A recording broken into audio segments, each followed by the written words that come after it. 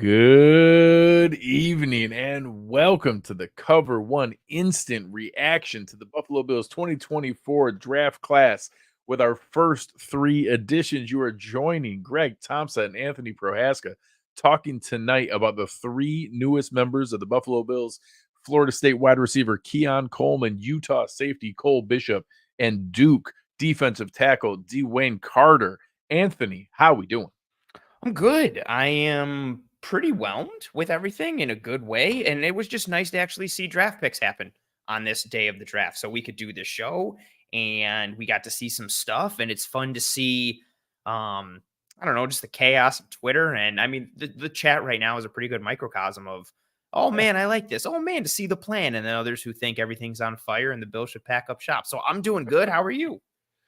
Good. I've got great news for uh Bills fans who are going to listen tonight.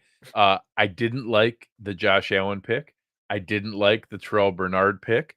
I thought Matt Milano was the second best fifth round linebacker we took that year. Mm. I didn't like the James Cook pick.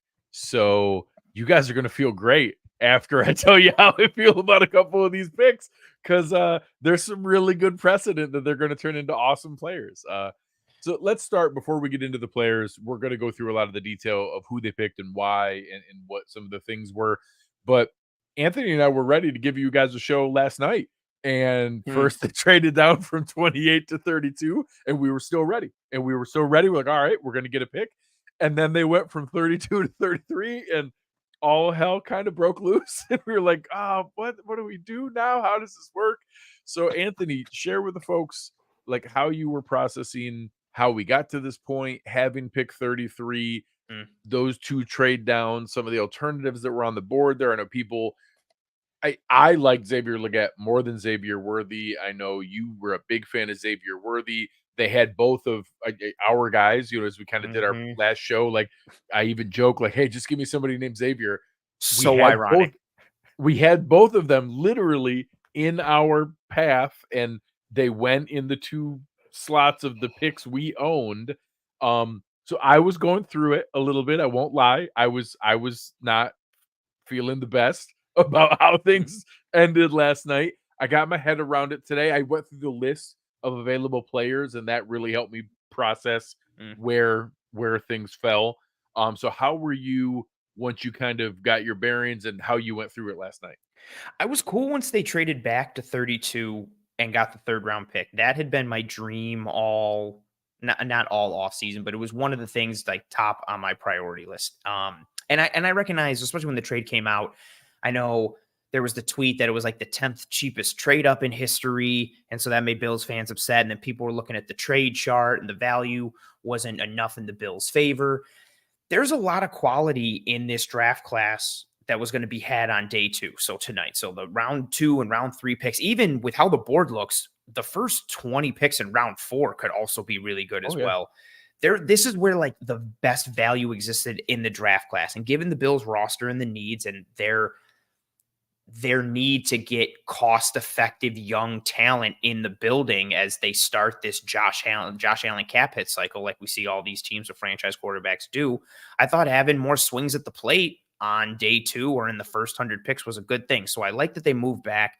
And then again, them moving back and moving to 33 from 32, if you're confident that the guy that you really want is still going to be there when you move back, why not? Like, who cares? Like, you're going to get more draft picks. But I think fans were upset because they wanted Xavier Worthy or they wanted Xavier Legette or they wanted somebody else. And at the end of the day, the Bills didn't want either Xavier Worthy or Xavier Legette, which I still think is a little disappointing.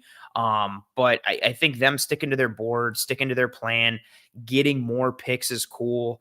I still would have maybe preferred some other options, but I like the idea of getting, more potential swings at value in the first 3 rounds.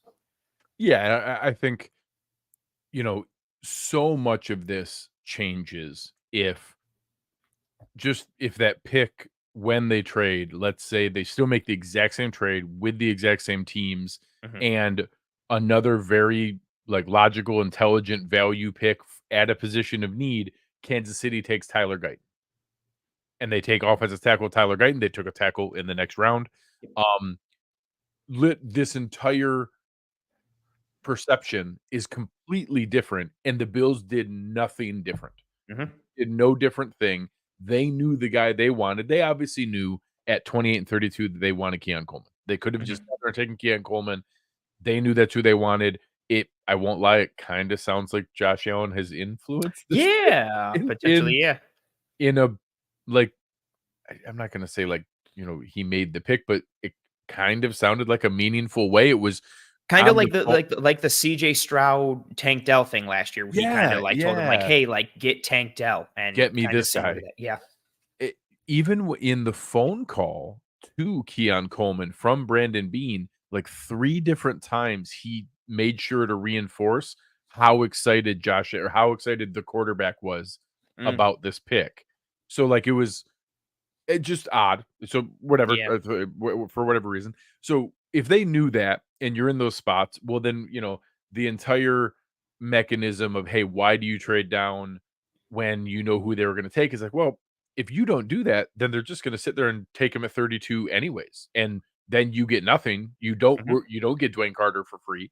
You Yep. get a one of the best remaining defensive tackles in the right at the end of a tier of defensive tackles where it really drops off after him. Yeah. Um, we got like a impactful rotational guy we'll talk about him and where he fits in behind Ed Oliver later on Mm, in the show. We got him for free for something that if we didn't do that, Kansas City would have just taken Xavier Worthy anyways, whenever their spot was, whether it was swapping with Dallas or whatever, or waiting to 32 and just taking their guy. yeah. So those 2 moves, we didn't there were neither of them were windfalls, they were both fair trades, we didn't lose either trade, but we didn't get the normal, like, "Hey, the team trading down gets the Yeah. huge benefit." We didn't get that, we just got No. fair value to be able to move down, which is fine. Yeah, We which is I mean, I improved would say in different it's a spots. four pick swap. Like there wasn't going to be. That was Yeah, my initial feedback on it when people were like, "Oh, it's the 10th cheapest trade." The Chiefs only moved up 4 spots, and it's not like those 4 spots were from 8 to 4 or from 10 to 6. You went from 32 to 28. Like nobody's given up. Like, hey, I want to move from 32 to 28. Here's my second, my fourth, and next year's third. Like you're not getting that. and shout out to our guy Uber, Hansen, who literally, like, coded and built his own trade Oh yeah. value chart with all of the, like, most recent valuations, and, like, statistically will show you on the curve that his is slightly more accurate than Mm, the Rich Hill chart, which is, like, the second most accurate one, mm, lately here. He actually he went at Self Welder of ESPN pretty hard on some of these, saying, like, "I have no idea what you're talking about. I have all 110 first round trades in front of me for mm, non-quarterbacks, and the Bills' value is 65th. Like, it's not the lowest 10. yeah. It's actually completely average and normal, and, Yeah. like, this is what that trade would get. Yeah. Here's all the examples, and he gave, like, a handful of other examples of exactly moving from 28 to 32 and what those other ones were, like, "No, this is what they get. I have no idea what you're talking about." So shout out to Uber, had came back with legitimate ammo and examples. So we go through all that, and then we have today, and you kind of have all day. And I won't speak for you, but I think all of us had moments of like, are we going to take Cooper DeJean? Like, Yeah. is it Johnny Newton? I wanted it to Or be Newton. That was my hope, like, for it, but the whole day, I made my I don't dislike Cooper DeJean. I think he's a bit of an enigma, and I don't love him, but I, like, made my peace literally at, like, about yeah, 4:30 today, where I was like, "It's gonna be Cooper DeJean. Whatever, it's fine." well, Like, I yeah, just made my it's peace and cool. expected. I didn't think I thought it was going to be him up until they showed the Bills, like, on the phone and shaking hands, and they cut to the Iowa feed, and Cooper wasn't on the phone. And then I was like, "Okay, it's not him." And then I was like, "Who else is it gonna be?" And I was hoping it was gonna be Newton because they showed him on the phone, like, 45 seconds earlier, and I was like, "Oh," but it was just, obviously a random phone call. And like, I'm not a sources guy. I'm not an insider. I don't know crap. I have a handful of people that like to DM me stuff, and a couple of them are right enough that I know they do have some information. We're like, Yeah. all right, they're right. And 3 of them DM, 3 separate people disconnected, all DM me today saying it's Keon Coleman. And Mm. I was like, oh, uh, oh, so that happened at like 11. and 1 and 2:30. So like I put out a couple of tweets like just randomly because I had like the thing before right after the combine where everyone was off the Keon Coleman train and everyone wanted Brian Thomas Jr. I had like the just pithy tweet about like, no, that's right. I want him even more now that you guys don't want him. Like Michael So Scott when Pam yes, tells him not to yeah, date I'm her. gonna do it even To harder. date her hard, yeah. I retweeted that, and then I think it was who's Marino's co-host on Draft Dudes? Crabs? Yeah, Cow Crabs put out a thing saying who's gonna take Keon Coleman today, and I just quote tweeted and said us. Nice. and I like it. And just waited and be like, enough people told me that, and then of course it happened, and then I had at least like 24 replies of this is your fault. You did this. You did this. I was like, I'm sorry. This is funny. the cost of having to learn the breadth of my powers. And I, it's not who I wanted, but I even went back and I wanted to like be honest with myself. When I listed out my board for today, he wasn't that far down. Like he was the 8th guy. I had DeJean, Newton, 80, Mitchell McConkey, Jackson Powers Johnson. I had Zach Frazier, Kool-Aid McKinstry, Keon Coleman, and Marshawn Nealon. Like I had him right there. Like I had him in the top group. He is the type of player that we need. And I've seen a lot of things in the chat of different comps, and I've seen some like he's not Kelvin Benjamin. Like it's ridiculous. I've even seen some Marquez Colston, who that's not like disrespectful. Like Marquez Colston was a very good receiver, but he was like an Anquan Bolden type power forward guy. This is we were talking pre-show. Like if you're talking about a ceiling, like he is a T. Higgins kind of player. Like he is like when you talk about a guy who's 6'4" with long arms and has a 38-inch vertical and can go way up there and get the ball. Marquez Colston couldn't do that. Kelvin Benjamin couldn't do that. Like he may not be, he's not Xavier Worthy athletic, but he's athletic. Like you watch his highlights and you talked about, he was a good punt returner. Yes, he's athletic and just like real. I didn't want to interrupt, but just on that quick like moment, like this is Kelvin Benjamin's mock draftable, and you can see where he exists for all Jaleel these Scott, Torrey Gurley, all the biggest guys. Ricky Seals, literally a tight end. Juwan Johnson, literally a tight end. Ridiculous. But keep an eye out for like broad jump in the vertical, like these pieces that measure explosion. No explosion. There's Kelvin Benjamin. This is Keon Coleman. Look at his broad. Look at his vertical. Like the only thing Pac-Man going. Yes, it's nice. The only thing connecting them is the 40-yard dash piece. And everybody keeps tying into that, like, well, he's slow. And he's really not. And then you tie in the slow, like we talked about before we went live, and people conflate that with unathletic. Yes. Well, and I do actually appreciate how transparent Brandon Beane was in his press conference last night saying, hey, we got the GPS data. We could see how fast he plays. And he said he didn't just blow smoke and be like, oh yeah, he's a 4.4 guy. He actually said he's not a 4.4 guy. He said, matter of fact, he said if he was a 4.4 guy with the rest of his profile, he wouldn't have been available here. He would have gone earlier. He said, but he's a 4.5 guy. Like he plays as a 4.5 guy. He's not a 4.6 guy. We talked about the things he ran the highest miles per hour in the gauntlet drill. They actually, I didn't realize they track like when they were running the slant and the post and the go and the different routes while they were running routes at the combine. He was the 3rd fastest in the post, the 2nd fastest in the, if it was the slant, but like 3rd, 4th, and 5th in a handful of those ones. So he plays faster than what he times, which is fast enough. Like he's fast enough. He's not pulling away from people. He's not like the Xavier Legette, like 7-yard slant taking it 80 yards to the house. But some of those guys also aren't going up over DBs to take the ball and bring it back down. So talk through a little bit what you saw when you looked at Keon Coleman, the good and the bad. We'll be transparent on the things that we're excited about, some of the things that maybe aren't a logical fit of what we've seen before. And then maybe we'll talk about, is that an indicator of maybe some changes and some things we want to see from Joe Brady in this offense or the next evolution of usage from Josh Allen? Absolutely. And so just starting off for me, so he was my wide receiver 9. Ahead of him, I had Marvin. So the big three, and then I had Worthy at 4, BTJ at 5, Mitchell at 6, McConkey at 7, Ricky Pearsall at 8, Coleman at 9, and then Leggett at 10. And he went wide receiver 8. Yes. And so I want to grab a couple. Like this, I'm going to start just with some of the questions from the chat or the comments. So how is that a ridiculous comp? Benjamin was a much higher rated prospect than Coleman was in his draft class. It's a ridiculous comp because they don't play anything alike and their measurables aren't anything alike. Kelvin Benjamin did not have the athleticism that Keon Coleman has. Keon Coleman returns punts. Keon Coleman catches smoke screens and bubble screens and shakes guys and then gets yards after the catch.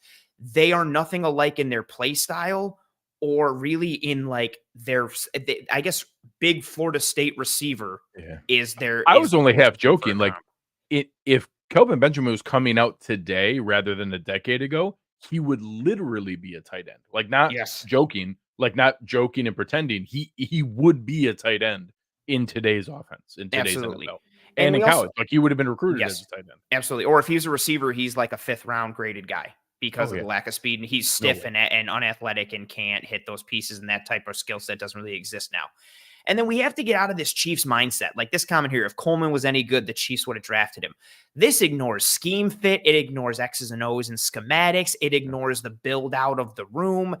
There's just so many ways to like pigeonhole ourselves into like, I think for me, the wrong thinking with Coleman.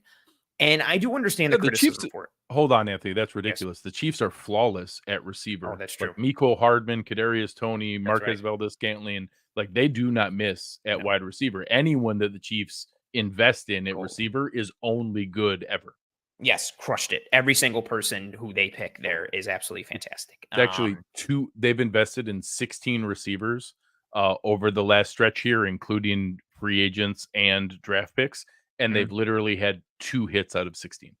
Rashee Rice. I'm giving them a hit on Rashee Rice. I'm being polite. He might play this year in the NFL. He also hit someone with his car, kind of. So that's double hit, I guess. 6 people. I think 6 people. Oh, so that's like 6 hits. Tyreek Hill Grand Slam.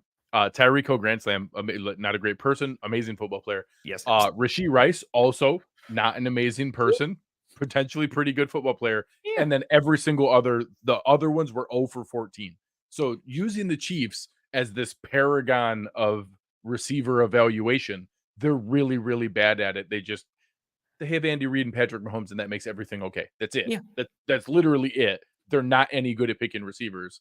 They just have Patrick Mahomes and Andy Reid, who are 2 of the greatest people to ever do what they did, and they make everything okay. Andy Reid and Patrick Mahomes works, and Travis Kelce works, and multiple all-pro offensive linemen work, and a good running game works, and all these little pieces that all add up. So with Coleman, again, he was my wide receiver 9. We'll start with the pros. And I do think we do have to get away from this thinking. And I'm not even saying this because the Bills drafted him. I've said this on Twitter going across the past couple of weeks. We have to get out of the mindset of a 40 time equals athleticism. That is not true whatsoever. So yes, Keon Coleman ran a 4.6 at the combine. I can't wait till they stop running them and they just publish the GPS data. We literally don't need 40s anymore. We know how fast they are with shoulder pads on and a helmet and holding a football. Yes. That's all I care about. Just share the GPS data. That's all I want. Everybody gets trackers. We share it for everybody. Yeah. And then also while we're at it, let's put chips in the ball so we can have like real measurements for first downs. Like soccer has VAR technology and VAR. And you're getting way too. That's way too. Use the tech, like especially too, like the Senior Bowl does it. Everybody's geared up with the zebra stuff, and you get the results every day, like distance covered and miles per hour and all that, which would be beautiful. So yes, he's not a burner by any stretch of the imagination, especially compared to a lot of the names that Bills fans wanted, like Brian Thomas, Worthy, even guys like Ricky Pearsall, Leggett. Yes, these guys are legitimately very fast players, and they can get down the field in a straight line. That is not Coleman's game. He is not a burner. He's not this huge field stretcher. He is, and I think this was a great comp. Nate Tice on The Athletic tonight said that he was like, oh, he's a dunk artist. He's Sean Kemp. And I was like, oh, that comp is so good. I love that so much. When Eric and I broke him down in the film room when we did our comp episode like 2 or 3 weeks ago, our comp for him was Drake London and Dontavian Wicks. Dontavian Wick's starting to break out a little bit for the Packers, and then I think everybody knows who Drake London is. Also, shout out to like the Falcons' weapons. I hope they finally do something with Kirk Cousins or Michael yes, Penix maybe Jr. Michael Either one. Penix. Yeah, Either once one. he's like 35, I don't know. They're set for the next decade. Right, for forever.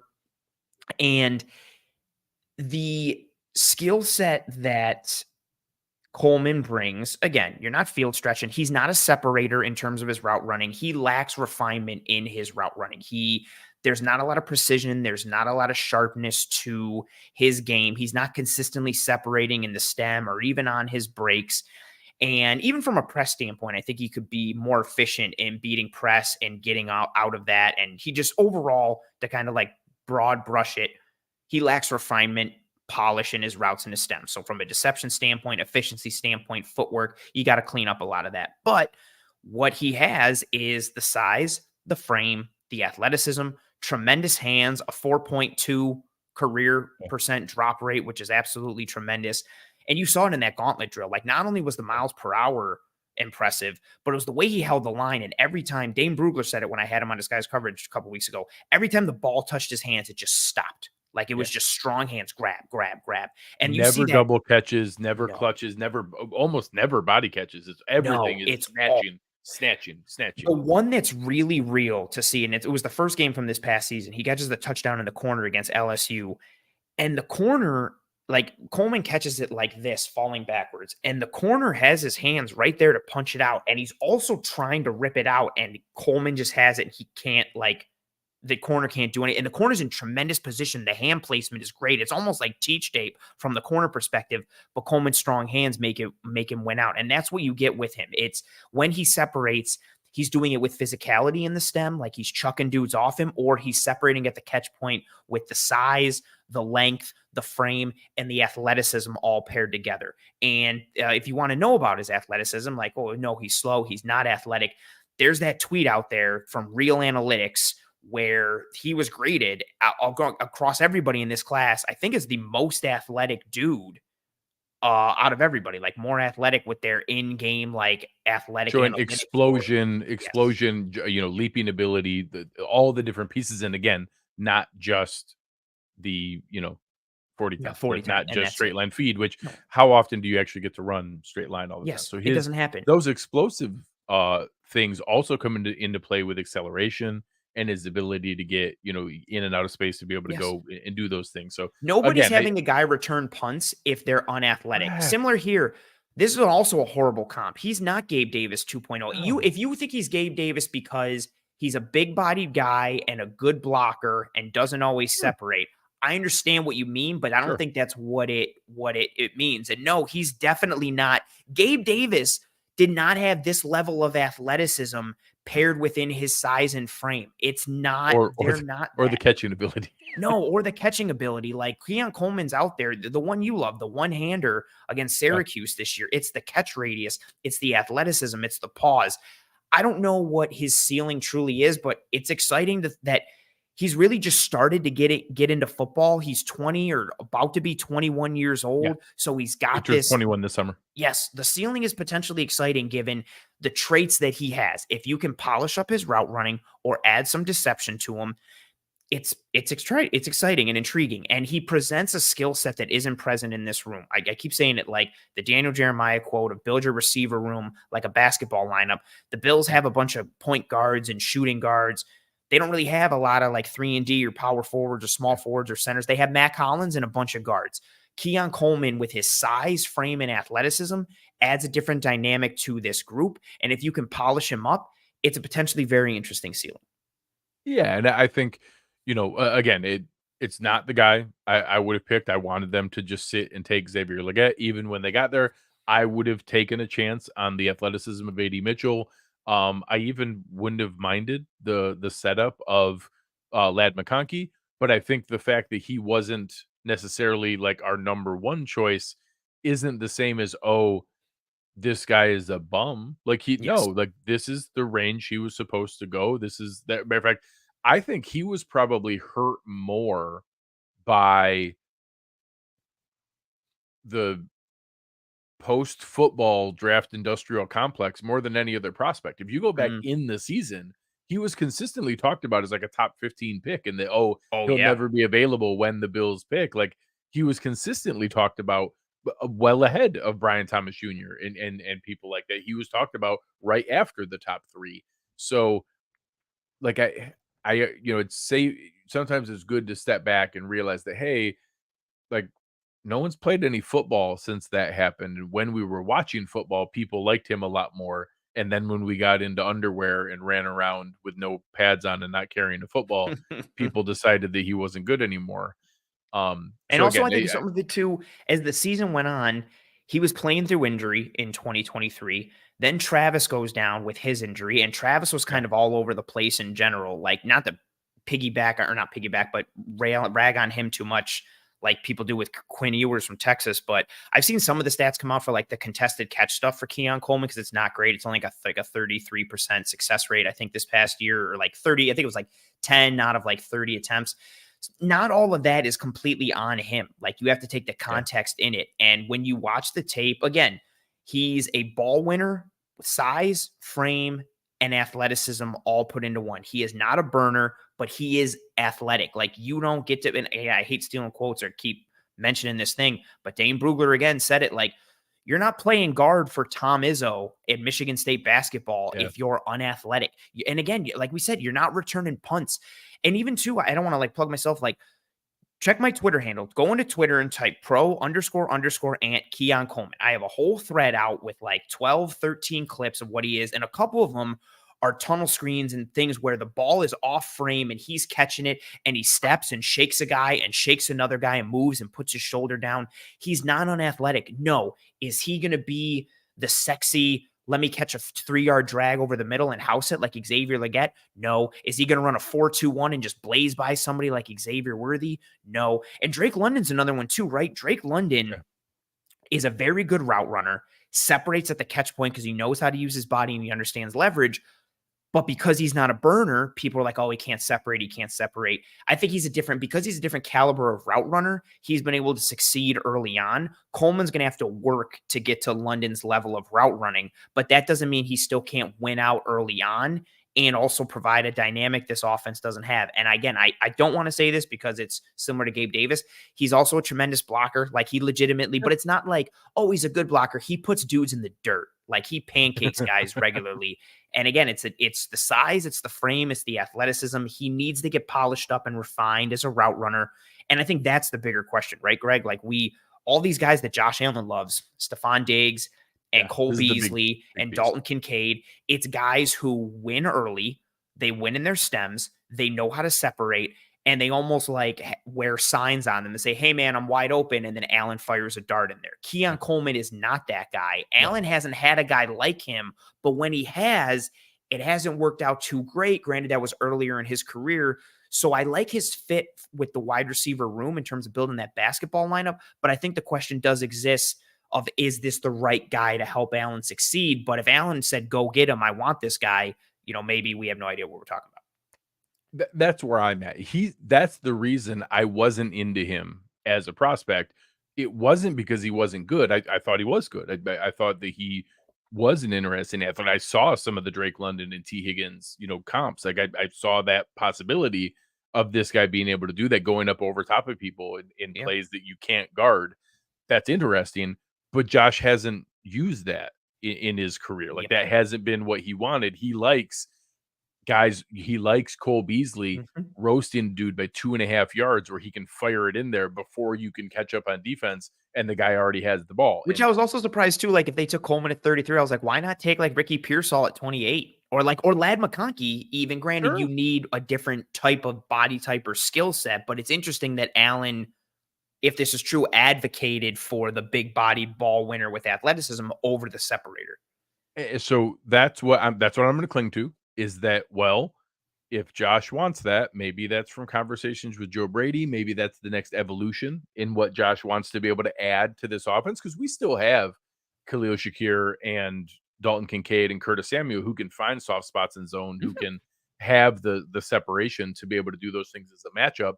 Maybe he wanted this as another piece that we didn't have in the red zone or that we didn't have on some of those third downs where, hey, you got to be open when you're not. and that Keon Coleman is the kind of guy that can be open when you're not open because he can just go over top of you and get the ball. We didn't have that. So I'm going to trust that Josh wanted this for a reason, that he was leaning into this for a reason, that comes from conversations with him and Joe Brady, and that this is a step that they want to introduce in the offense. So, I'll be honest, it's that, I didn't want this pick. He's not the guy that I wanted, but I joked at the beginning that I've been wrong about a lot of these guys in the past, and that this is, if my track record's anything of here, it's probably a good sign for Bills fans that he's going to be fantastic, because the last handful of guys that I really didn't like ended up being great.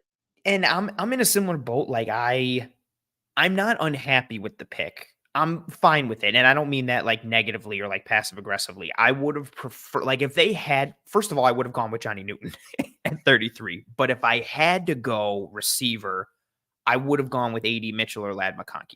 Like, I'm not unhappy that it's Keon Coleman. I would have gone in other directions. I still think there is some upside and some things that can work here. But again, like, I would have gone a different direction, but I don't hate this pick, but I would have preferred other players. Correct. Now, and that's why I listed off my list. Like, I was trying not to be biased, or like, that was literally the order I had my guys. That was the people that I wanted. So there are people way lower on that list. Yes. Please hit the like button. Thanks, yes, Jim. please. I had Troy Franklin on that list. Troy Franklin still hasn't been picked. There were people who wanted Troy Franklin at pick 33. Yes. So there are guys in that mix that, like, we've seen, heck, Roman Wilson went a lot later than I thought he would. He was a guy I really liked. Like, honestly, I wouldn't have freaked out if they took him at that spot. Honestly, I like Javon Baker a ton. I would have been fine with the double dip of Javon Baker or one of these other picks that we went through. So look how early Jalen Polk went. 34 to the Pats. Yeah. I love Jalen Polk because I thought he was going to be around a pick 60 to 75 guy. I don't not love him, and like, just because he went way earlier than I expected, but I did not expect him to go 37th. I did not see that at all. So, all right, let's move on to some of the other positions here. We'll talk at the end about what we expect to come next. I absolutely expect another receiver to be added here. I'm really excited about the next 5 picks because we have 5 guys in the top 150. Yes. We're going to have to wait a little bit, but then we're going to have a really hot run once we get into from 128 to... We have 75 fifth-round picks. I believe that's the technical term. I believe that is the official tally. So we have picked the 28th pick in the 4th round, but then in the 5th round, we have the 6th, 9th, 25th, and 28th pick. So we have 4 5th rounders. But I kind of like it because, like, I still treat the 5th round as like the cutoff, because I mean, just look at the Bills' history. Like, Khalil Shakir is a 5th rounder, Matt Milano is a 5th rounder, Stephon Diggs is a 5th rounder. Like, there's still a lot of value. 5th rounders make rosters. 5th rounders, you're talking 90% plus. 5th rounders make rosters. You do not cut 5th rounders. So that's, like, we have 5 more guys who have really valuable depth impact for this roster in some spots that we could use some cheap contract controlled depth. Yes. And I say depth to manage expectations. Sometimes you hit on 4th and 5th rounders, and they can be really nice. Taron Johnson was a 4th rounder. Taron Johnson was 4th round. So, like, we have a really good track record here of these being impact picks. 6th and 7th, especially, we have a late 6th. And those 2 picks in the 200s, those are guys who very likely won't make a roster, whatever. I don't care. Yeah. But I don't want to treat all of day 3 like it doesn't matter, because it does. Day 3 matters. We're also in a spot where we could package one of the 5th, the 6th, and the 7th to move up and get an earlier one. So we'll get to that at the end. Like we talked a little offline, just quickly. I guess I didn't really think, but I thought there was a good chance that they'd package one of the 5ths or do kind of something to get back up into the 3rd, or maybe even move up earlier in the 4th tomorrow to get maybe one of these other receivers. Like, that's a lot of 5th round picks. All jokes aside, it's, I think, 4 5th round picks. 4. So that's a lot. Well, but if you look at, we've made 3 picks so far. Yes. There's 5 more tomorrow that I think matter. If we walk away with 8 guys making the roster, that's not crazy. That's not a crazy number. And especially if we do one move up and it's really 7 guys who are like roster worthy guys. Take it. that's fine. That's perfectly fine. Absolutely. All right. So now when we got towards 60, I'm starting to build the board. I'm starting to kind of figure out who's there. I wasn't real sure exactly where it was going to go, but matter of fact, I take that back. It got really close. I thought it was going to be Marshawn Nealand. We had done a ton of work on him. He was a top 30 I wanted visit. He was a him or private workout Braswell, and they both went back to back. But back to same, yeah, back at he was a 56 top and 30. 57 He was my right pick on before. our show Wednesday. I was like, it's got to be. And then they both went back to back. Right back to back. I know we had talked Michael Hall Jr. I don't know if I liked him at 54. That was kind of early for what I expected, but I liked him. I would have taken him at 60 though. Yeah, oh yeah. Zach Frazier went at 51. So we had a heck right before that. Chris Jenkins went right before him. So we had a run of a lot of really good guys. So by the time it got to 60, like after that run of like so Jenkins, Frazier, Mitchell, Nealon, Braswell, I was all of a sudden like, all right, there's like 8-10 guys that I'd be cool with, and Cole Bishop was one of them. Yeah. So like he is a perfect example of how more popular mock draft simulators can skew and taint people's perception of where a guy's supposed to go, because PFF is the most popular mock draft simulator. They consistently had him at like 125, 130. So people would take him in the 4th and 5th round all the time.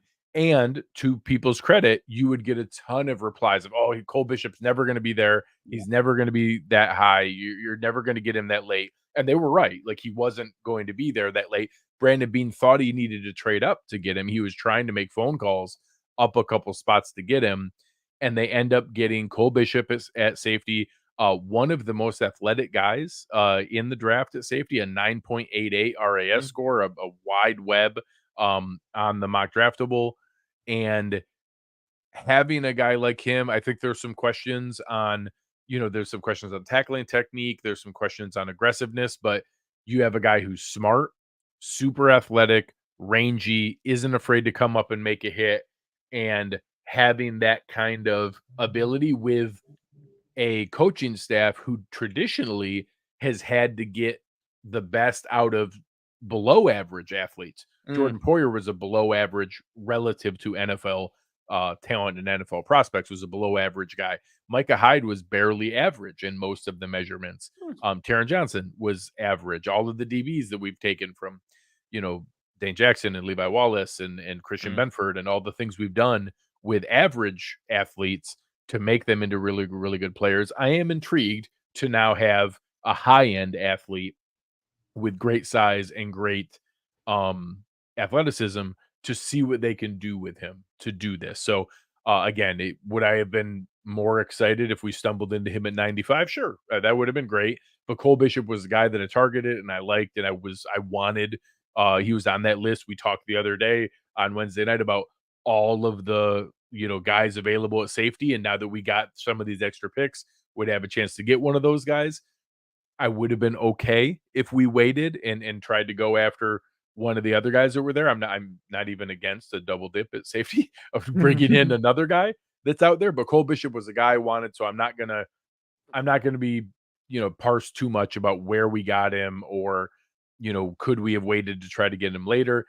This team has had a really good track record overall with DBs and their selection of DBs. So if they targeted this guy, they graded him there. They certainly know a lot more than I do. I'm going to default that their valuation was right, and it's a player I liked. So at least now I got that going for me. At least I got one of the guys that I liked.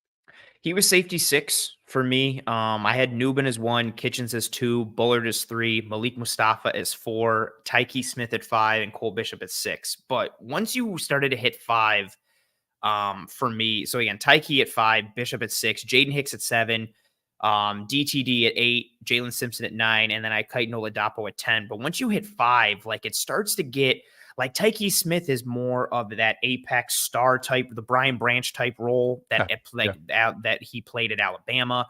Cole Bishop, I put in a similar bucket, and I don't mean this negatively. I don't know what to do with Cole Bishop. The way you describe Cooper DeJean, it's super similar in that, yes, like, hey, what are we going to ask him to do? What are we going to Yes. ask of him? Is it going to be an every down regular safety, or is this a matchup piece? Is this something we use versus tight ends? Is it what we thought maybe Saran Neal was going to be, but now with a um more intuitive player Yeah, that better seemed to coverage piece that translate better yeah. in coverage? Yeah, because he's got the mental side of it, I think, more than Neil. Neil was more well, actually, I can't even say more Just athletic because Cole Bishop is like really athletic. I Saran was Neal just had correct. Saran Neal was an elite athlete, but it yeah, just never translated. no, but Bishop's a good athlete too. Although he does, like somebody mentioned in the comments when I pulled up his mock draftable, he does have T-Rex arms. He has his arm length is 29 3/4, which is the third percentile, and you I see it on I tape. have Like longer arms. I have longer arms than Cole Bishop, that's right. absolutely. You can see him like one, he's usually always wearing long white sleeves. And two, you can tell you can see him every time. Like he's like this, like every time because he's got those short little arms. I prefer him more in the slot and around the box more than I do anywhere else. Not to say that he's bad, like deep, but I just prefer him more around the box. And you can see again, if you go to my Twitter, a bunch of the clips I posted are him making plays around the box, like a second Yeah. level defender or as that apex or just down as a down safety. He's Definitely got one of some those play. guys that has the nose for the ball. Like Yes. that term gets used a ton. He is that kind of guy that's genuinely around the ball all the time. Yes. And him and Vaki, their other safety, who also plays like running back and wide receiver for Utah. Bishop and Vaki were two just like they used because they would play dime and do a bunch of stuff at Utah. They're blitzing them off the edge. They're running them off cross dog stuff. Like they're doing awesome stuff at Utah with like how many responsibilities they had. He's got some stiffness in him that I think will show up. This is what scares me. Like if he gets like turned around or turns the wrong way in two high looks, but especially in single high looks, he's not one of those fluid, okay, cool, let me speed turn or let me open up and slow turn and run with my guy. Like he's got some stiffness where if he guesses wrong or he reads wrong, the recovery is going to be a little difficult, even though he does have a good 10-yard split at 1.53 and then runs that 4.45 40. I also feel like he doesn't, ironically, with the conversation we had with Coleman, I think Coleman plays faster than a 4.6. I think Cole Bishop plays slower than a 4.45. And so, like, when he ran that 4.45, and I think even the dudes on NFL Network said it, when he ran that, everybody was like, oh, because, like, you weren't expecting him to run that fast. Because not that he plays slow mentally or physically. He just, He triggers and comes downhill well, but yes, he's not like the range plays that you always are really good about giving examples of like single post, center of the field, making a play outside of the numbers, yes, outside of the hash.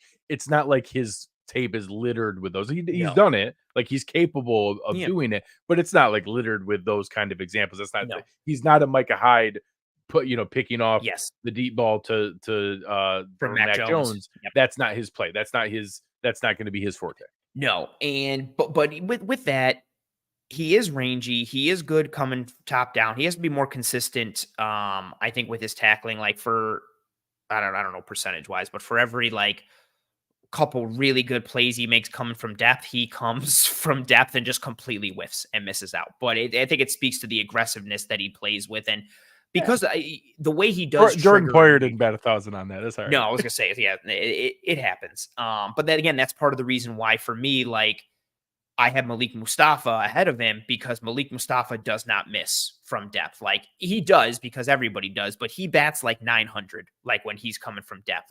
And then when he comes from depth, he hits like a freight train. But yeah, I'm interested to see where he slots in, how he gets used. Mike Edwards is on that 1-year deal. Taylor Rapp isn't like his deal. I forget when he has an out, if it's next year or after year 2. But Bishop like looks to be that potential safety of the future, but he also can be used in that slot. Like I'm interested to see what it means for 2024.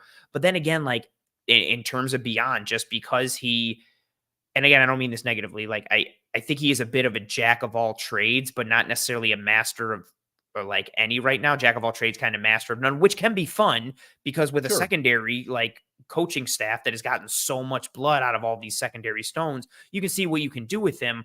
I thought 60 was a little rich for him and Yeah. where he went.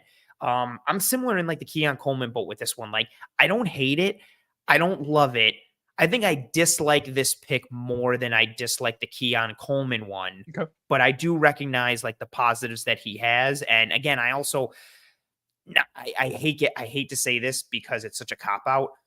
Just with what they've done, like when they took Trey White, nobody was like, man, this guy's going to be an all pro. Nobody thought that when they brought in Hyde and Poyer. Nobody thought that when they drafted Christian Benford. Nobody thought that they would take Levi Wallace and make him a low end CB2 or a high end 3. Nobody thought they'd do Christian that with Benford Dave would beat Jackson. out a first rounder. Exactly. Like, so anytime they draft anyone in the secondary, even if I'm like, this guy sucks, I'm like, okay.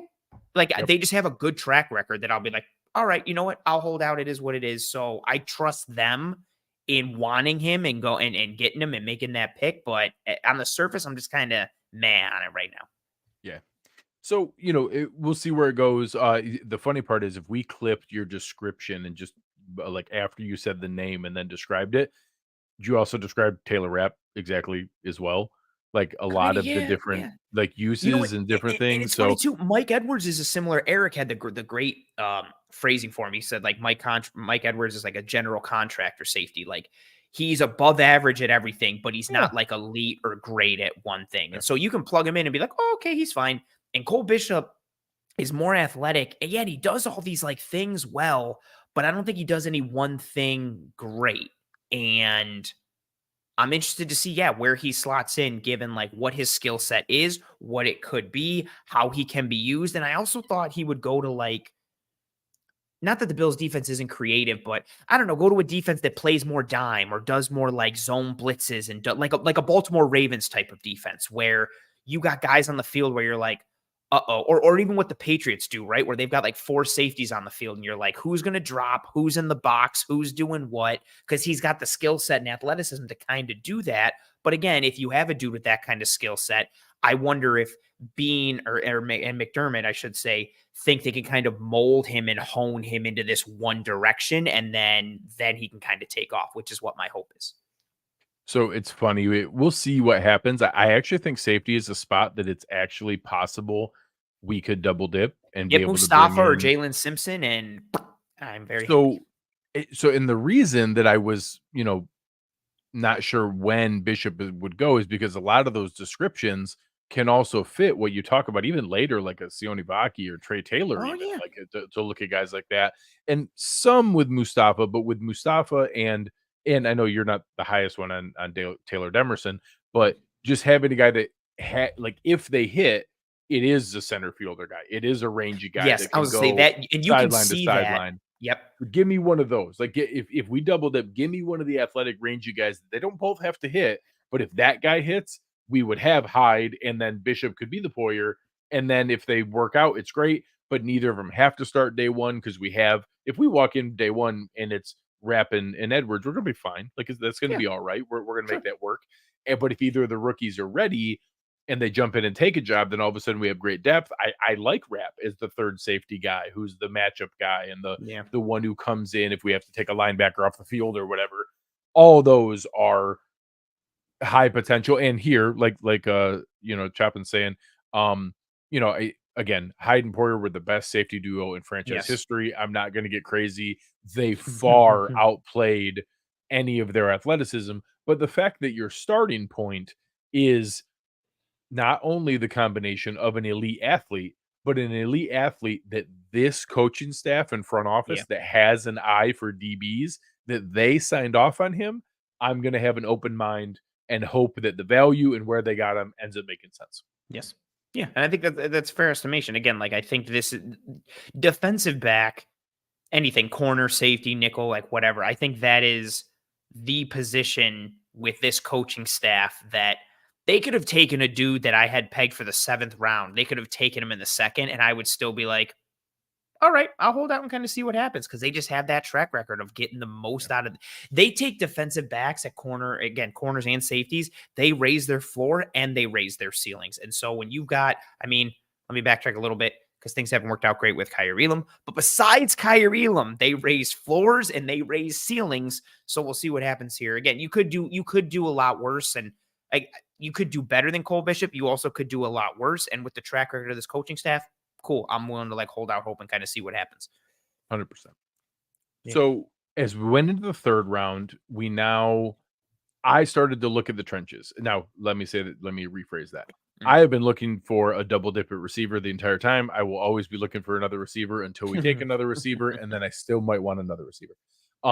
So that's always the first one I'm looking at. There are receivers I would still like. I don't care if Javon Baker has some redundancy with Keon Coleman. I still want Malik Washington. I still want more guys. Give me more guys.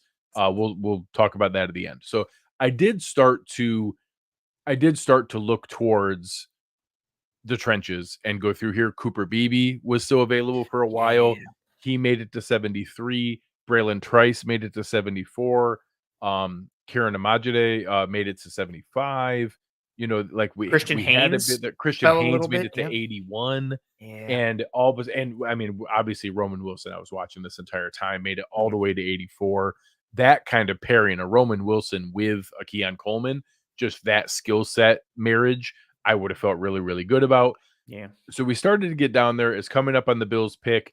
And honestly, I didn't want to kind of jinx it, but I started to look and be like, oh, I don't know if I like any defensive tackle that's left after Dwayne Carter. Like there's some guys later on, and that, you know, there's people who like Christian Boyd, Mekhi Wingo. There's some other guys, but that was one more. And a shout out to our guy Daniel Harms, who's been working with our draft stuff lately. He had Dwayne Carter as Oh his yeah. number 2 Yeah, he defensive loves him. tackle. Yeah. He loved him. It had him number 2 behind Byron Murphy.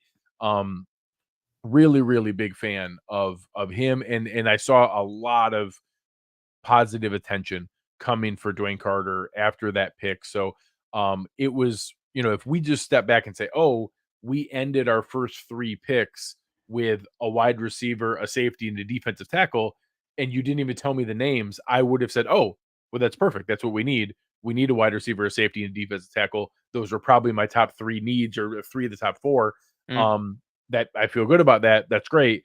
And now, you know, again, you could debate the names or who the different pieces are. Out of all of those, the pick I probably like the most value wise of any we did today was Dwayne Carter at 95, the defensive tackle from Duke. Yeah, he's had some really fun flashes. He was defensive tackle 10 for me. So I had Murphy, but again, a ton of these guys went. So I had Murphy, Newton, Michael Hall, pour one out, Chris Jenkins, Mason Smith went. Mason Smith, I kept saying this because people were like, man, we should get Mason Smith on day 3. I was like, I think he's going to go on day 2. You said And that he Wednesday night. You Oh, said that yeah. Wednesday night. I forgot. Good call. Thank you very much for that. I didn't know. I forgot I had that receipt. Just the traits, the arm length, and what he did. So he went. Now, when we were sitting at this pick, I like Carter, and then defensive tackle 6 for me was Brandon Dorless from Oregon, who is still on the Okay. board right now. And then after Dorless, I had Tavondre Sweat, Rook, not doing the last name, and then Braden Fisk at 9, and then Dwayne Carter at 10. Yeah, Scooby Doo it all day. So I'm happy with Carter. Like he first came on my radar at the Senior Bowl. Eric was pointing out. He was like, man, like he was like, look how good Carter's flat back is, like his form pre-snap. And I saw him, I was like, ooh. And so he was a guy like we noted and started watching the tape. I posted the one clip of the spin move that he has against North Carolina, and then just Drake May does Drake May stuff and gets away from him. 3-time captain at Duke, like all these pieces that just stand out.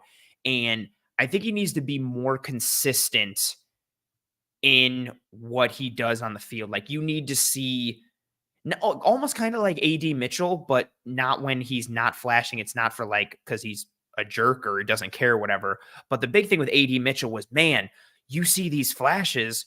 Imagine what he can be if he flashes more consistently. And I think Dwayne Carter is in that boat. And what's fun about that, and I know some people were knocking it earlier of like, oh, they got a rotational 3-tech in the 3rd round. Like, kind of what good is that? His flashes are absolutely tremendous. And so if your backup 3-tech is a guy who flashes like Dwayne Carter, who has the ability, because he's smart, because he's strong, because he knows how to leverage his body, he's athletic enough, he does have some moves, I think he's a really good rotational 3-tech behind Ed Oliver. And I said it on on the show Wednesday. Like, he has quickness. He is a gap penetrator. He works hard. He hustles down the field. He's that defensive tackle who, when somebody runs like a smoke screen or a bubble screen, he's the defensive tackle that tackles somebody 15 yards downfield. You know, if it gets past contain and gets past the corner and stuff like that.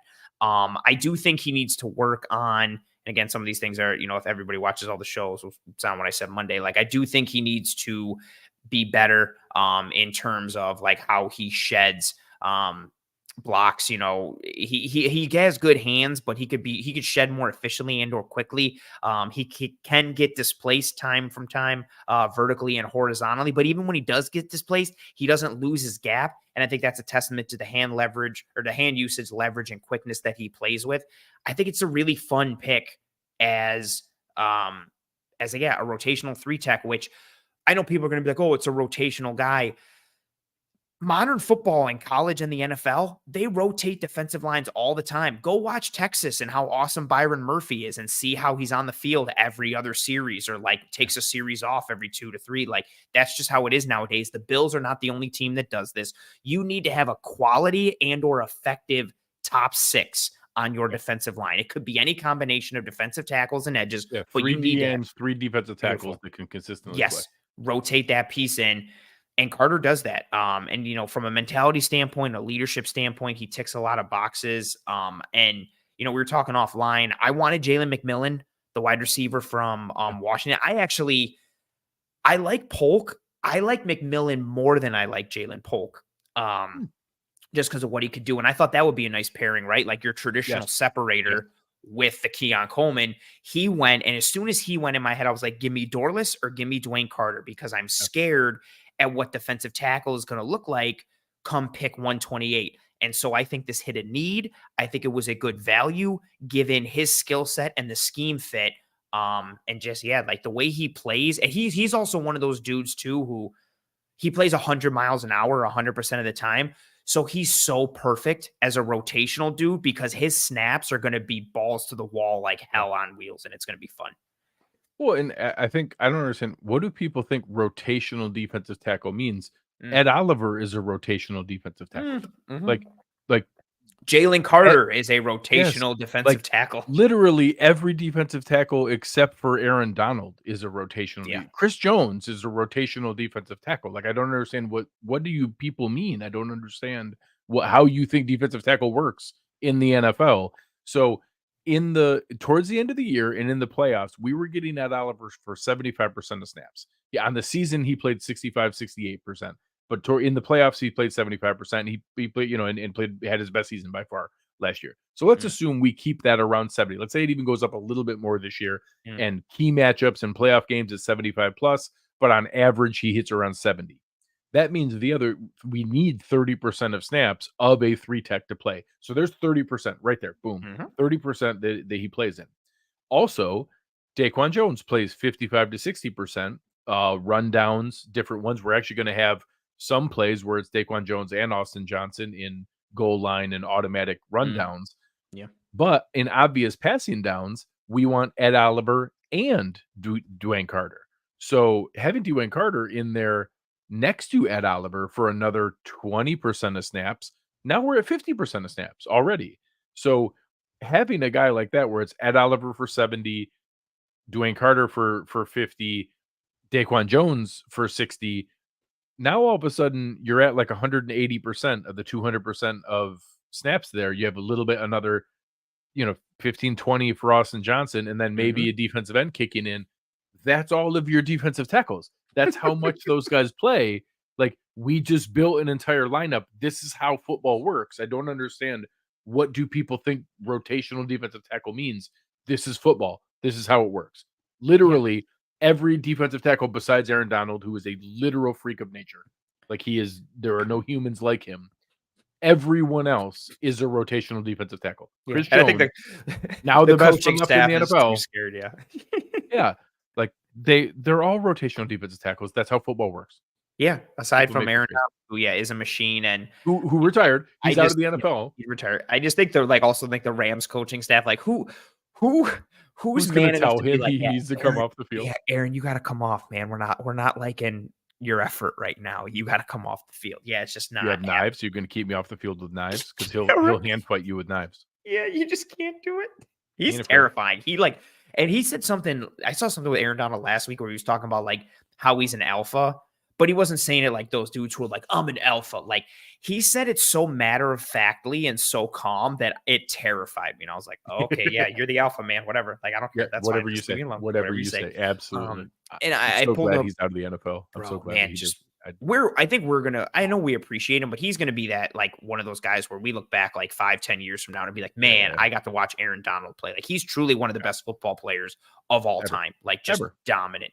And Anyways, Bills could have had him. And I pulled up Carter's mock draftable just so people kind of get to show him that he's the same as Aaron Donald. that's exactly right. I would say same guy, same overlap. And you can see it a little bit. I also pulled up this too because the North Carolina clip that I showed right before we went live, right? He has this awesome spin move when he bears down on Drake May, and then May does some May stuff and escapes.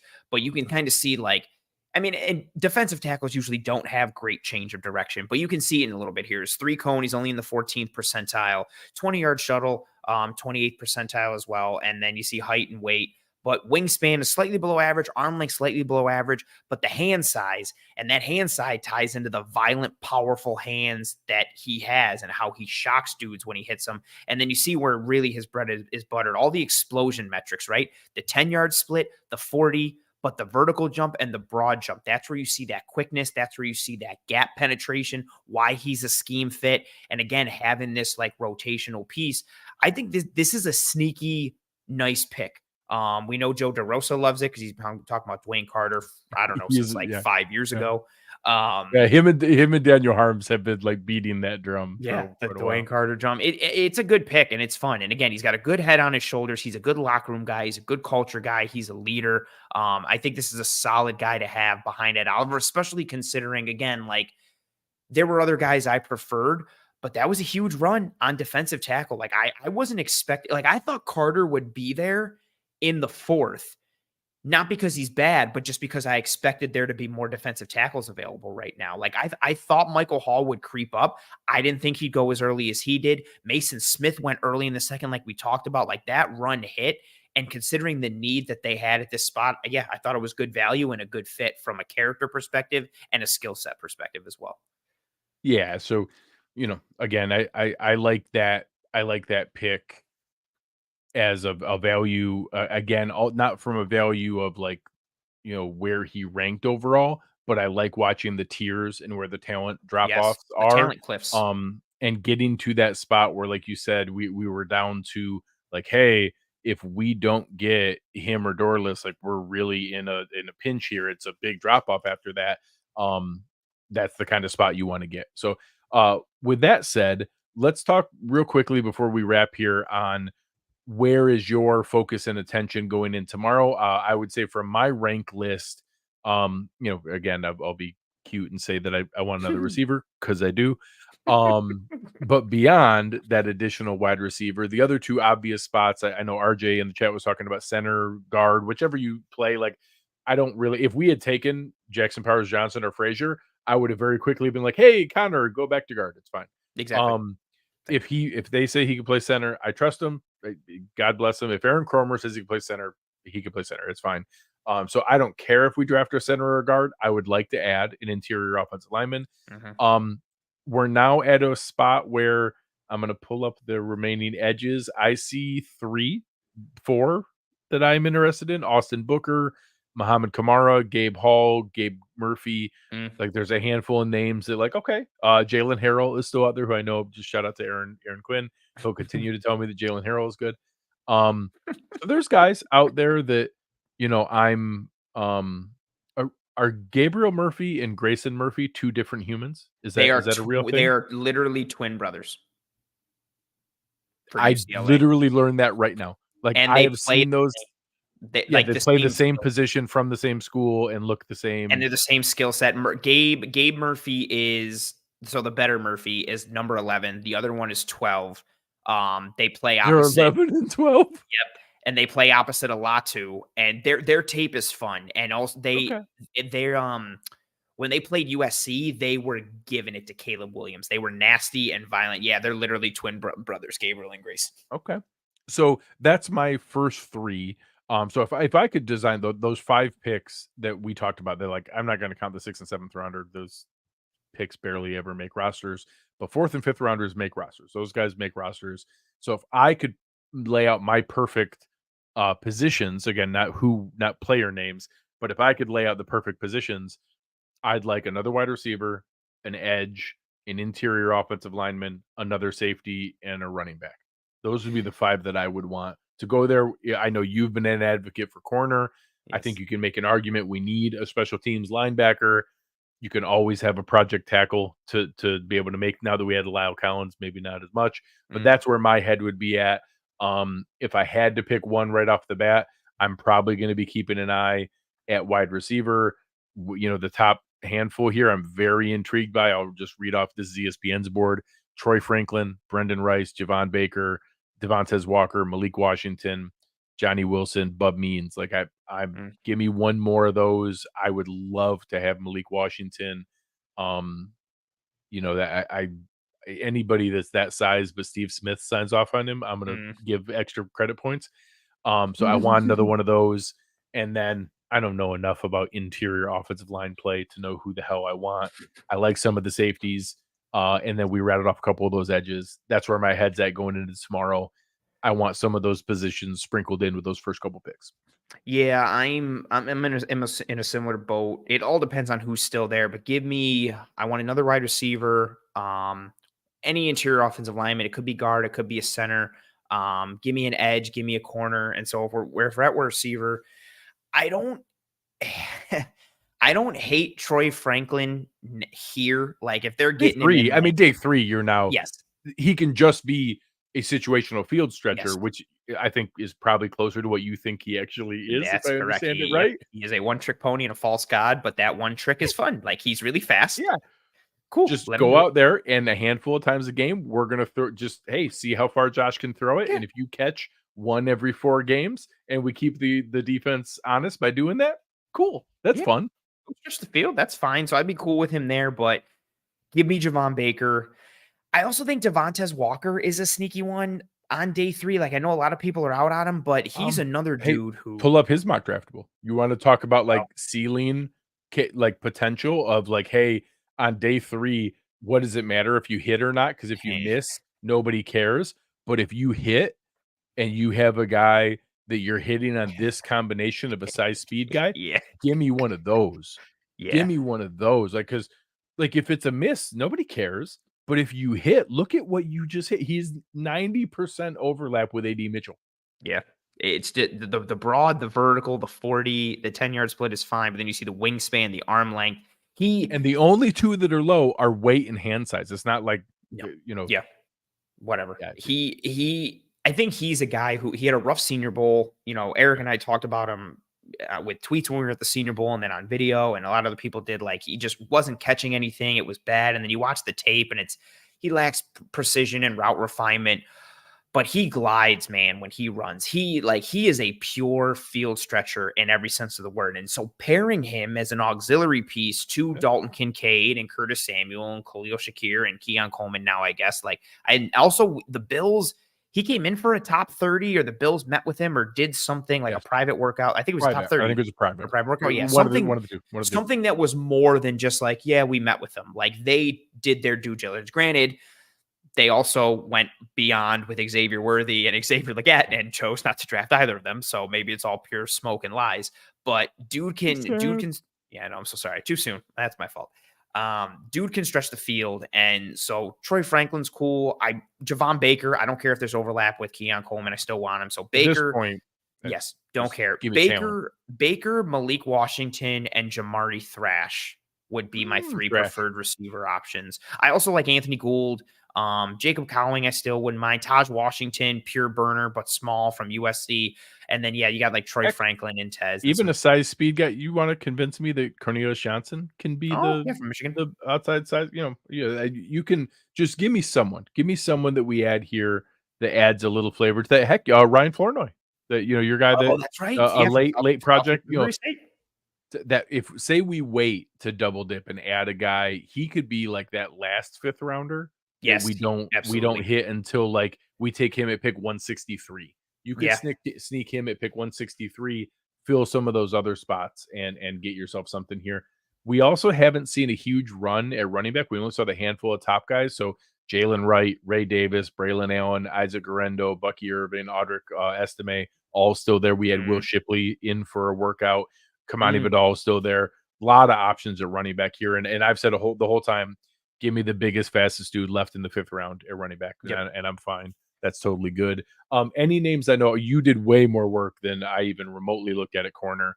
Who's sticking out for you at corner? TJ Tampa is still on the board, which is weird. So I didn't love Tampa, and I wonder if it's the measurables that are kind of doing him in a little bit because he ran 4.58 in my note. Yeah, 4.58, and just I think that the defense that he comes from, and but there was actually talk at one point where he was like CB3 for people. Like people were I talking. saw people Mel Kiper had him like early buzz that like, hey, watch for him maybe in the late first. And now we're talking about day 3. Yeah, I'm surprised he's still there. Like I knew I didn't like him a ton. Like I'm off the top of my head, like I think he's in the top 10 for Dame Brugler, and Brugler is pretty awesome at what um he does. But I think the long speed and how like not stiff, but just kind of too straight up he plays at times, and just overall like the movement I think is what's scaring people off potentially. But if I had my choice at corner, where am I here? Where's my notes and who's on the board? So Tampa's there. I really like Chris Abrams Drain from Missouri. I'm going to keep banging the drum for him. Especially with what the corner room looks like now, these guys that have inside outside versatility. So Chris Abrams Drain from Missouri, Jarvis Brownlee from Louisville, who's an absolute dog, like violent monster type of dude. I also like Kalen Carson, the cornerback from Wake Forest. So any one of those three would absolutely do it for me. I'm thinking one of them would be there at 128, and I'd honestly lean in that direction just because of no disrespect to Cam Lewis, but I want another sure option behind there. Or maybe it's different now because maybe Cole Maybe Bishop is the Bishop backup is nickel. that Yep. guy. Yeah. So Yep. that changes a little bit. And if that's the case, like maybe you lean to more of a strict outside corner. And if that case, maybe I'd lean more Kalen Carson. But yeah, so if I'm looking at corner, and I definitely am, like Chris Abrams Drain, Kalen Carson, Jarvis Brownlee, already mentioned the receivers. When we're talking guard, another one that I'm hoping falls, I like Christian Mahogany, the Yeah. guard from Boston College. I would be very Lisa cool with McCormick. him. Yep. McCormick. I mentioned him in the chat. Like I saw a little bit of McCormick and I liked it. And people who I respect have said they liked him, but I haven't watched enough tape to give a full eval. But a lot of people who Yeah. I trust like him, so I wouldn't mind that. If we're talking center, I still like Bo Lemur from Arkansas. Tanner Yeah. Bortolini is there. Cedric Van Pran from Georgia is still available as Matt. Well, Matt Lee does some really good stuff with his anchor and his base, which is a thing the Bills covet in their offensive lines. The center from Miami, so he's a possibility as well. And then if we're looking at edge, what's interesting, Brennan Jackson from Washington State is there. The Bills did some extra work on him that was reported recently. Okay. And he's a long, athletic type of dude who fits their archetype, got some moves to him as well. But if I'm looking at edge, give me Brennan Jackson. I like Gabriel Murphy. And then I mentioned this dude briefly on our show Wednesday, Xavier Thomas, smaller type of edge out of Clemson, but dude is just pure juice and electricity, more in that pure pass rusher type of mold. I brought up is mock draftable quick to kind of just reinforce that piece. And you can see like not great height, not great weight because he's like 240 something pounds, wingspan, arm length, but he's the 40, he's the broad. His 10-yard split isn't great, but he's got more juice coming off of it. Like he's just pure, I want to bend and turn the corner. I'm smaller than you, but I'm violent enough that I can play through the shoulder. Just some aspect because edge, I like what the Bills have done. I really would have liked Nealand or Braswell in that second round, just because right now we're looking at Groot and Vaughn and Epinesa and Tuhill, and we still don't know what Vaughn's going to be, and Tuhill is kind of meh. So edge would be I very will interesting say, for them to address it. that is one of the spots that's still pretty ripe in the veteran free agent Yes. market Oh yeah, when we you get talked about Trey that. White money. So I'd take Marcus Golden in a heartbeat. Like that was one yeah, of the so names that if you we mentioned. end up just fully waiting and just literally don't pick an edge rusher, that will be the tell to me that like, oh, they're just waiting for that Trey White money and they're going to go sign one of those guys. It will just have this year's I'd take that. Leonard Floyd, I'd whoever it take is. that. It'll just be this year's guy.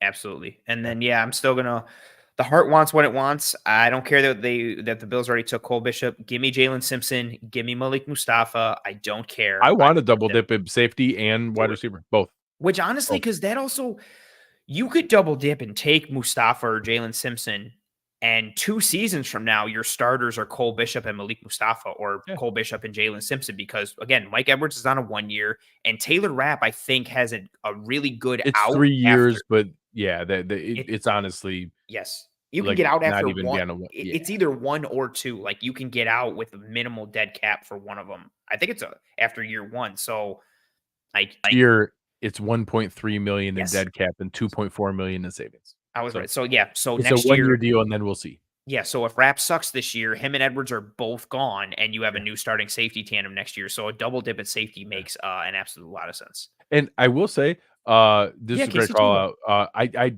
I genuinely forgot Casey Toohill was on the team. I was Great going to say, motor, plays the run really yeah, we well, could always decent bring enough as a back Shaq pass rusher. as our extra guy, but Casey Toohill is that extra guy right now. Yes. He actually is probably the guy in that spot. So, this is a Yeah. great call out. So there's some All fun, right, there's some guys. fun games left tomorrow, and Yeah, 7 hours of draft coverage, 12 to 7 is when it rolls tomorrow. So 7 Godspeed hours. to you. Anthony and I will be back here with you for one more show to recap what is right now 8 selections on Yeah, day a 3. lot. So we'll see where they go with it. We'll say, sorry, 7 with the trades. It's actually 7 now. Oh, that's right. But 7 more picks. Only 7. Only 7 more picks. So we'll see where it goes. Remember, for everybody listening, like, make sure you're really honing in on those 4th and 5th round picks. Because again, historically, those have a very high percentage chance of making the roster and having an impact. And again, in the Bills' history, you're talking, this is where Taron Johnson, Matt Milano, Khalil Shakir, that's where those guys were all drafted. So there's still impactful guys to come from this range. Absolutely. And for Any those fun watching stuff? tomorrow, for those watching, remember day 3, they do a lot of like different stuff on the networks that Yeah. cover it. So like picks will be happening, and they're not even like, they're announced on the bottom, but they don't really get talked about a lot, or they'll gloss over them. So the Bills could make like multiple picks and not get talked about at all on the show. So it is imperative that you tune into the Cover One live stream that will be streaming day 3 tomorrow. And then, like Greg said, tune into myself and him to give you all the analysis and thoughts, just because you're probably not going to get a lot of it for the major guys. All right, we appreciate you guys. Appreciate everybody in the chat. You guys are fantastic. Almost 1,000 people in here with us. Make sure you go press that like button. Help us out. Press a like. Let us know where those things are coming from. Help us out. That's the way the algorithm works nowadays, and how you can share the good word.